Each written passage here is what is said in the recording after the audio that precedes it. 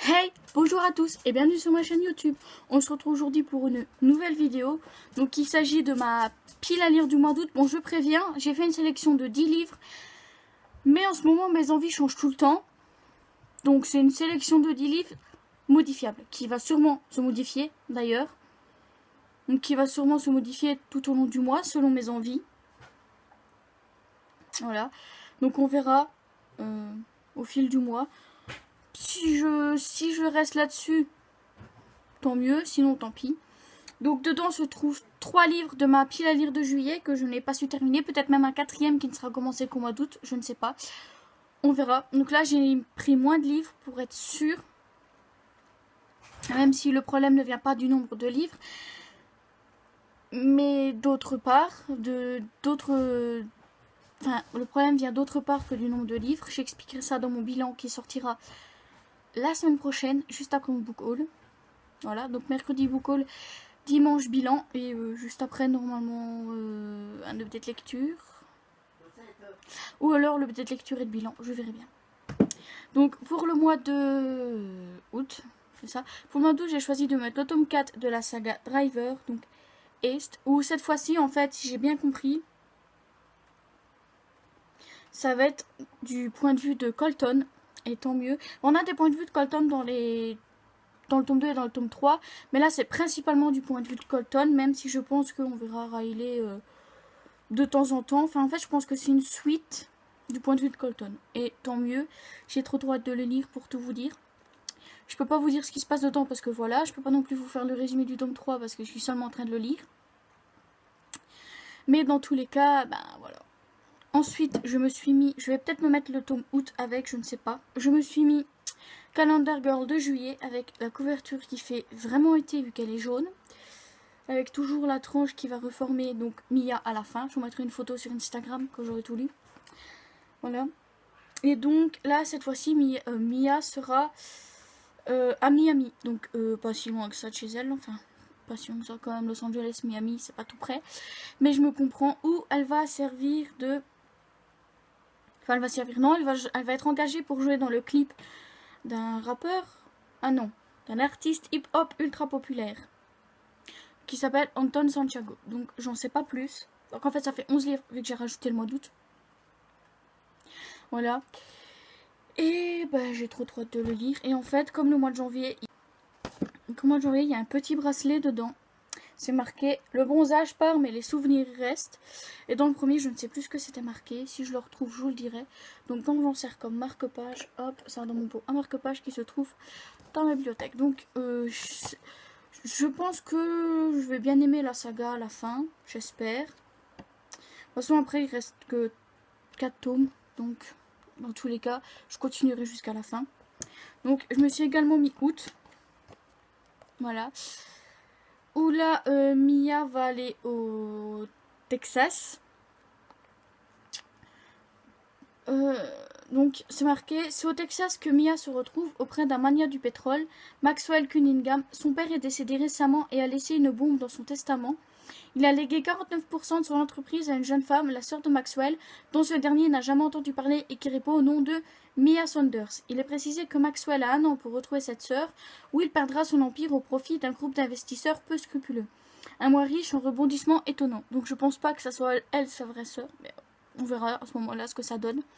Donc dans tous les cas, j'ai abîmé le livre pendant le voyage, vous voyez, quand je l'ai acheté, en fait, dans la voiture. Ouais, c'est pas grave, c'est des choses qui arrivent. Mais dans tous les cas, oui, vous reverrez ces livres-là, en fait, dans mon book haul. Je sais pas beaucoup, donc on verra. Mais voilà. Et même si j'ai abîmé le livre, bah tant pis. Quand ils sont rangés dans les pecs, ils sont rangés par la tranche, donc... Regardez quand je vous dis que ça fait Mia, vous voyez? C'est son bras avec son buste, si on peut dire ça. Et elle a l'air nue également. Bon, enfin bref. Ensuite, je me suis mis... J'avais plus acheté de cet auteur-là depuis que j'avais lu Rêver. Donc je me suis mis dans ma pile à lire du mois d'août Vertige de Franck Tillier. Donc c'est un one-shot. Ça fait pas partie de sa saga de Franck Charcot et Lucie Nebel. Parce que j'ai pas envie de la commencer maintenant. Pour commencer, il y a un tome donc, de Charcot et un tome d'Ennebel. Et après ça se regroupe. Mais il faut que je les achète d'abord séparément. Je suis pas sûre de le trouver à Carrefour, donc pour l'instant ça peut attendre. Donc dans celui-là, donc je vais vous lire le résumé. Donc je vais vous lire le résumé. Donc un homme se réveille au fond d'un gouffre, deux inconnus et son fidèle chien comme seul compagnon d'infortune. Il est enchaîné au poignet, l'un des deux hommes à la cheville, et le troisième est libre, mais sa tête est recouverte d'un masque effroyable qui explosera s'il s'éloigne des deux autres. Qui les a emmenés là? Pourquoi? Et on verra, comme j'avais adoré rêver, je me dis on verra si ça me fait toujours la même chose avec Vertige. Et si vraiment ça se confirme que j'adore Franck Tillier, à ce moment-là, je ferai peut-être l'effort de commencer sa longue saga. Peut-être. Je me suis mis également le premier jour du reste de ma vie de Virginie Grimaldi. Donc en fait, il me tente depuis que je l'ai acheté, mais je peux pas non plus lire tous les livres dès que je les achète. Donc il a attendu 2 mois de ma pile à lire. J'ai des livres qui sont là depuis plus longtemps, donc même un qui date du mois de décembre, que je lirai pas maintenant parce que c'est un tome 2. Voilà, c'est un tome 2. Et je pense qu'en fait, je ne vais même pas du tout le lire, je vais directement le revendre, je pense. Donc, le résumé. Donc, Marie a tout préparé pour l'anniversaire de son mari. Décoration de l'appartement, gâteau, invité, tout, y compris une surprise. À 40 ans, elle décide de le quitter. Marie a pris un aller simple pour ailleurs. Pour elle, c'est maintenant que tout commence. Vivre, enfin. Elle a donc réservé un billet sur un bateau de croisière pour faire le tour du monde. À bord, Marie rencontre deux femmes qui, elles aussi, sont à la croisée des chemins. Au fil de leur aventure, parfois déjantée, elles pleurent et rient ensemble à la reconquête du bonheur. Leurs vies à toutes les trois vont être transformées par cet étonnant voyage. J'ai beaucoup entendu parler de Virginie Grimaldi. J'ai déjà pu lire des extraits de quelques-uns de ses livres.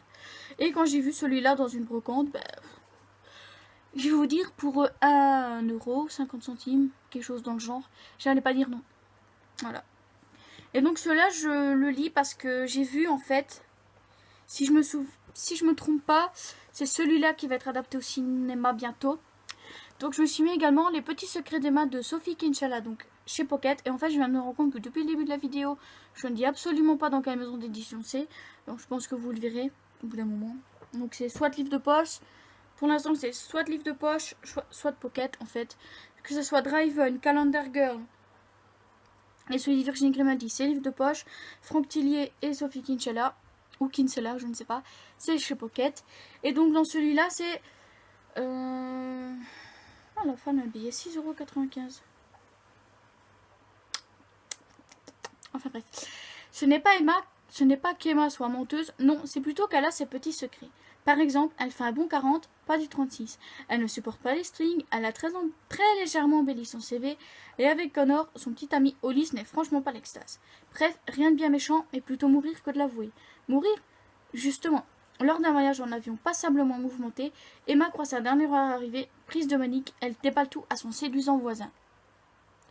Donc je pense que le voisin après ne va pas être qu'un voisin en avion, je pense. J'ai jamais lu de Sophie Kinsella. Oh, pourquoi je dis Kinsella d'ailleurs? De Sophie Kinsella, on verra ce que ça donne. Et j'ai trop hâte de le lire. Ensuite, alors ce livre-là, je suis dégoûtée parce qu'il est abîmé aux pages, en fait. Je sais pas si on verra là. Voyez. Mais c'est pareil, c'est pendant le voyage, je les ai mal protégés. Et même la couverture en fait est abîmée. Et c'est un peu... Tant pis. Donc je me suis mis également Imparfait de Emma Green. Alors celui-là c'est sûr et certain je vais le lire. Parce que Emma Green ce sont deux autrices que j'adore. Ou d'ailleurs je vais acheter un autre de leurs romans dès que je peux. Voilà. Si vous voulez tout savoir, ça sera Jeu imprudent. Parce que en fait, leur saga jeu, j'ai adoré les 2 premiers tomes. Alors forcément, les deux derniers tomes, je vais les lire. Donc Jeu imprudent et une toute dernière fois.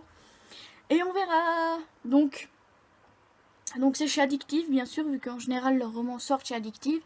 Donc, et en fait, c'est pas un grand format, mais c'est pas un poche non plus. Disons que c'est un semi-poche en fait, parce que ça, c'est le format poche. Et ça, en fait, je me demande si ça serait pas quand même un grand format. Non, vous voyez, c'est un format semi-poche, en fait. Donc, je sais pas où je vais le ranger dans ma bibliothèque, parce que les formats semi-poche, j'en ai pas beaucoup, j'en ai que 2, je crois. Non, même pas, je dois en avoir qu'un. On verra. Mais quoi qu'il en soit, je vais vous lire le résumé. Donc, Juliette chante l'amour tous les soirs dans son piano-bar, sans trop y croire. Quand la jeune artiste parisienne se retrouve à la rue, elle accepte une drôle de mission, jouer les dames de compagnie pour une grand-mère guindée et mal en point, en lui chantant tous ses airs préférés. Mais une nuit, un inconnu vient s'installer juste sous les toits, au dernier étage de cet hôtel particulier perché sur les hauteurs de Montmartre. Un mystérieux brun à la barbe mal taillée, au regard noir et aux verbes rares.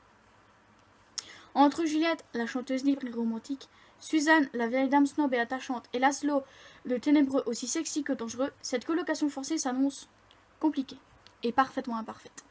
Et en fait, avant de l'acheter, parce qu'en fait, je suis Emma Green et les éditions addictives sur Instagram, comme à peu près toutes les maisons d'édition. Mais surtout, Emma Green, en fait, je regarde toutes ses publications, que ce soit sur Instagram, sur Twitter, sur Facebook. Je suis toutes leurs sorties de livres parce que j'adore, franchement. J'ai bien l'intention, en fait, de m'acheter tous leurs romans. Autant le dire tout de suite. Que ce soit en format poche ou en grand format, en fait, voilà. Et je ne l'ai pas ici, je vais le mettre plus bas, je pense. Oui, donc je pourrais pas vous montrer le grand format, ce que ça donne pour Emma Green. Mais bref, et en fait, quand j'ai vu celui-là, en fait, je l'ai pas acheté directement, mais j'ai regardé tous les avis qui pouvaient sortir dessus. Et on va dire, c'est de bons avis en général, donc voilà. Et j'ai trop hâte de le lire. Et je viens de me rendre compte qu'en fait, mon tome de juin et de février sont tous les deux abîmés aussi, de Calendar Girl. Mais bon, je pense que ça, c'est pas de l'avoir lu. Donc je me suis mis également Animal Tattoo, le tome 1, les 4 élus. Donc ça, en fait, c'est juste pour voir ce que ça va donner, parce que je sais qu'il y a 7 autres tomes. Donc je pense pas acheter les 7 autres tomes. Je sais pas, en fait, je verrai bien. Mais c'est de la jeunesse, c'est écrit très grand. Et je vous avoue que de la jeunesse, j'en lis pas énormément. Voilà. Enfin, j'en lis pas énormément maintenant. Voir si on peut considérer le Harry Potter et Gardien de la Cité Perdue comme du fantastique jeunesse. Mais ça, c'est du fantastique ou de la fantasy, je ne sais pas. Dans ce genre-là. Fantasy, fantastique. Enfin, c'est de la SFFF jeunesse. Voilà. Ça, j'en suis sûre et certaine. Et vous dire qu'en fait, le résumé, je ne sais pas lequel vous lire. Je ne sais pas si je vous lis celui-là ou celui-là derrière, parce que celui-là est beaucoup plus mystérieux. Donc, je vais vous lire celui-là. 4 enfants, 4 animaux totems, unis par un même destin, combattre la menace qui pèse sur le monde d'Erdas. Et les 4 enfants donc s'appellent Connor, Abeke, Maylin et Roland. Et les 4 animaux mythiques sont Brighan, un loup aux yeux bleus, Urasa, la panthère aux yeux violets, Ji, le panda aux yeux argentés, et Esix, le faucon femelle. Je pense que je vais bien aimer, et si j'aime pas, bah, je le revendrai. Voilà, donc si ça vous tente, fin août, début septembre, venez voir sur Price Minister au cas où je l'aurais mis à revendre. De toute façon, si je les remets à vendre, ça sera au prix que je l'ai acheté, à 90 centimes à peu près. Je l'ai payé 3 euros, donc je revendrai 1 euro à peu près, on va dire. Avec les frais de port, ça vous reviendra cher, mais les frais de port, c'est pas moi qui les fais, c'est Price Minister. Et donc là, on arrive aux 3 que j'avais déjà mis dans ma pile à lire du mois de juillet, et que là, je m'engage à lire au mois d'août. Donc, il y a The Silent Waters de Brittany Setcherry, chez Hugo Boss, dans leur collection New Romance. Donc, je vais pas me réétaler dessus, je vais juste vous relire le résumé, et voilà. Donc, notre vie est faite de moments. Certains sont terriblement douloureux et chargés des chagrins d'hier, d'autres sont merveilleusement optimistes et gros des promesses de demain. J'ai connu beaucoup de ces moments dans ma vie, des plus déchirants aux plus incroyables, il était toujours là. J'avais 8 ans quand j'ai perdu ma voix, une partie de moi m'a été volée et la seule personne qui pouvait vraiment entendre mon silence était Brooke. Il était la lumière de mes jours sombres, la promesse du lendemain, jusqu'à ce que la tragédie le rattrape. Une tragédie qui a fini par le noyer dans un océan de souvenirs. C'est l'histoire d'un garçon et d'une fille qui s'aimaient l'un l'autre, mais qui ne s'aimaient pas eux-mêmes. Une histoire de vie et de mort, d'amour et de promesses brisées. Et en fait, j'avais très envie de le lire au mois de juillet, mais des circonstances ont fait que j'ai mis plus de temps à lire des livres qu'au mois de juin. C'est pas la chaleur, en fait. C'est autre chose que j'expliquerai à ce moment-là. Voilà, parce que je pourrais m'étaler sur mes problèmes de santé, si je peux lire ça comme ça.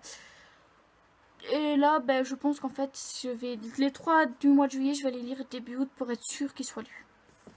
Donc ensuite, je me suis remis Rupture de contrat de Harlan Coben. Et en fait, ça, je vais le lire parce que ma petite soeur, en fait, sa prof lui a conseillé l'Harlan Coben. Et comme j'ai pas aimé sans un mot, à la place de les revendre, donc de revendre celui-là et de donner l'autre, parce que l'autre, ils ont battu donc je peux pas le revendre. Je vais voir si ma petite soeur aime bien et à ce moment-là, ben, je lui donnerai les deux et voilà. Donc dans celui-là, c'est sale temps pour l'agent sportif Myron Bolitar. Ex-champion de basket, ex-agent du FBI, il est pourtant habitué aux coups durs. Sauf que là, c'est vraiment tordu. Son poulain, le prometteur Christian Steele, est sous le choc. Il vient de recevoir par la poste une revue porno dans laquelle son ancienne petite amie Cathy pose langoureusement dans le plus simple appareil. Problème, Cathy, mystérieusement disparue depuis des mois, est aujourd'hui considérée comme morte. Plus étrange encore, elle n'est autre que la sœur de la romancière Jessica Culver, grand amour de Myron. En pleine négociation de contrat, l'agent sportif croit d'abord une technique d'intimidation de la part de ses concurrents, mais la réalité se révèle autrement plus sordide. Il m'a l'air à peu près dans le même genre que Sans un mot, mais je verrai bien. J'en parlerai à ma petite soeur quand je l'aurai lu, savoir si ça l'intéresse, sinon bah, je les revendrai. Tant pis. Enfin, je revendrai celui-là et je mettrai dans les commentaires comme quoi j'offre Sans un mot en même temps. Voilà. Et donc, je mets dedans. Je vais vous en présenter un quatrième, mais ça, à mon avis, je vais le commencer fin juillet. Donc, il sera quand même dans mon bilan d'août, mais on verra. Donc, je mets dedans Central Park de Guillaume Musso, que j'ai également eu en brocante, donc chez XO Édition. Et je vais vous relire le résumé. Donc, Alice et Gabriel n'ont aucun souvenir de la nuit dernière, pourtant ils ne sont pas prêts d'oublier. New York, 8 h du matin. Alice, jeune flic parisienne, et Gabriel, pianiste de jazz américain, se réveillent menottés l'un à l'autre sur un banc de Central Park. Ils ne se connaissent pas et n'ont aucun souvenir de leur rencontre. La veille au soir, Alice faisait la fête avec ses copines sur les Champs-Élysées, tandis que Gabriel jouait au piano dans un club de Dublin. Impossible!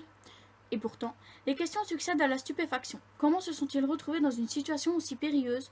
D'où provient le sang qui tache le chemisier d'Alice? Pourquoi manque-t-il une balle dans son arme? Pour comprendre ce qui leur arrive et renouer les fils de leur vie, Alice et Gabriel n'ont pas d'autre choix que de faire équipe. La vérité qu'ils vont découvrir va bouleverser leur existence. Et en fait, j'ai jamais lu de Guillaume Musso. Je vais commencer par Central Park et on verra si j'aime bien. Si j'aime pas, ben, soit je le donnerai, soit je le revendrai pour 50 centimes. Voilà. Parce que je l'ai payé 3 € aussi celui-là, en brocante. En fait, les gens mettent les prix qu'ils veulent pour les livres. Donc, c'est pas, j'y peux rien si je l'ai payé 3 €.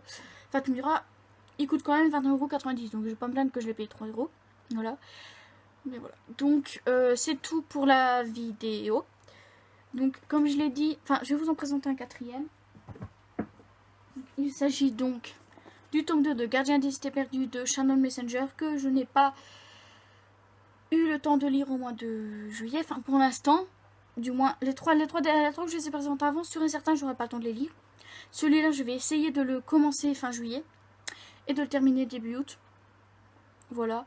Je vais pas vous lire le résumé parce que ça vous spoilerait le tome 1, mais voilà, on verra ce que ça donne. Donc c'est tout pour ma pile à lire du mois de août. Comme je l'ai dit, ça peut encore changer.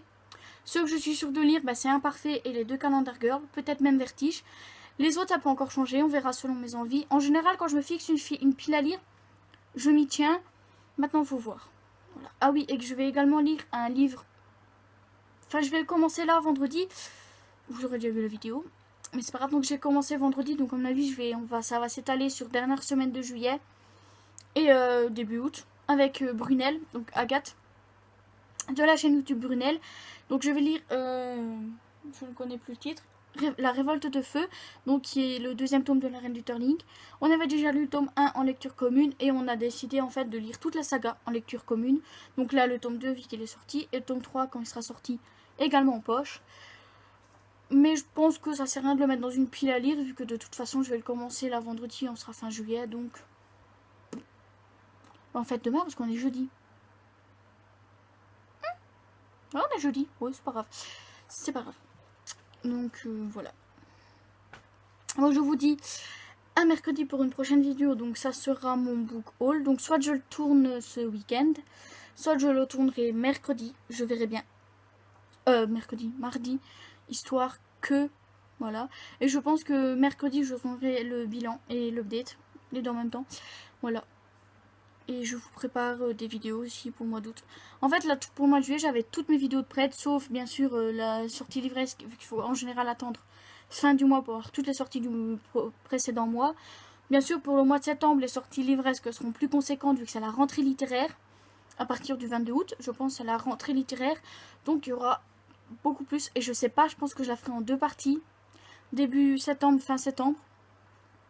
À ce moment-là, je publierai la première partie fin août, la deuxième partie mi-septembre, avant le 15. Donc, à mon avis, je ferai du 1er au 15 et du 15 au 30. Voilà, on verra. Je sais pas encore. Ça dépendra du nombre de livres qui sortent et du nombre de livres qui me tentent. Mais il faut savoir que dans les livres qui me tentent, j'en achète aucun. Parce que je peux pas. Voilà. J'ai une petite bibliothèque qui est déjà presque pleine. Pour tout vous dire. Donc, voilà. Donc, moi, je vous dis à mercredi pour une prochaine vidéo. Bye bye!